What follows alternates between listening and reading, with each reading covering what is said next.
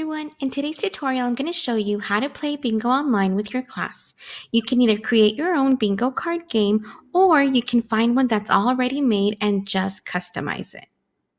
Okay, so let's get started. First, you're going to go to bingobaker.com. To search for a game, enter a category, theme, or subject and see what options you have.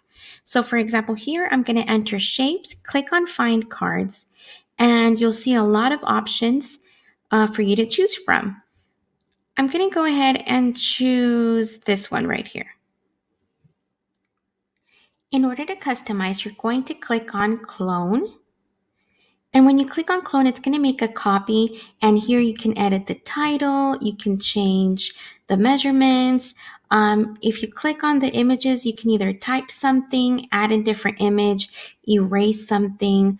So there's a lot of different options that you can choose.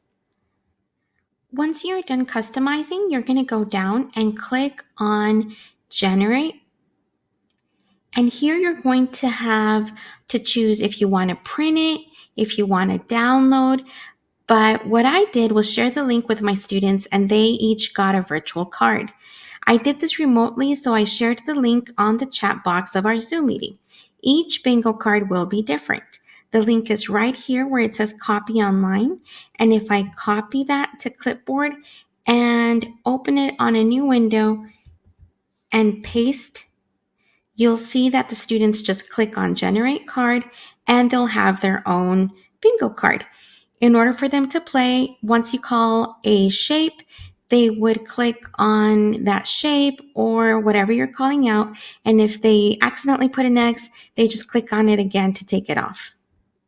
I really like that you have a call list and you can either call out verbally or share the full screen in order for them to see the images.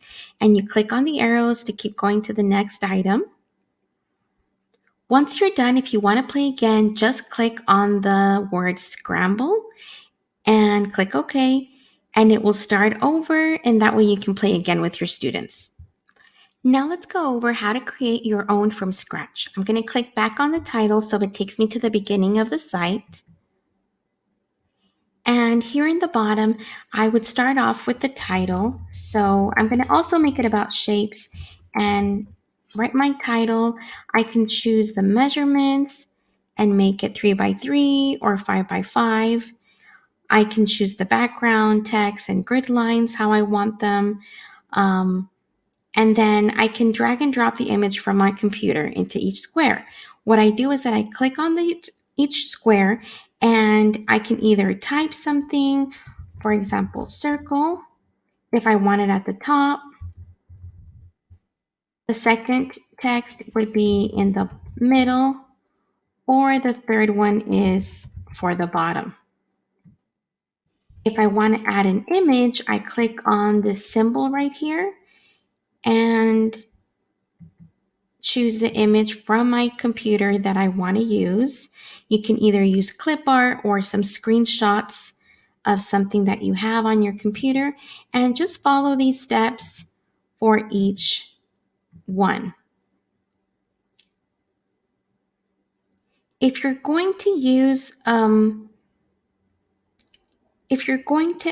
list of words, what you'll do here is, for example, if I want to add circle, triangle,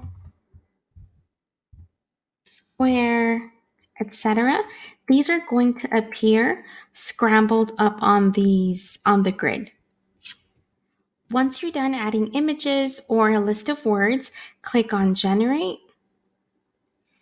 And it'll show you here one sample of preview, but you can also share that link for your students, open a new tab, or whenever they click on that link, they're going to get their own version, and each one will be different.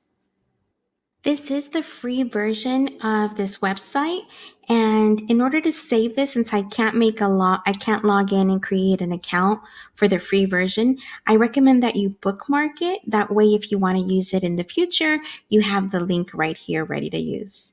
If you have any questions, leave me a comment. If you enjoyed this video and found it helpful, make sure to like and subscribe. Thank you so much for watching.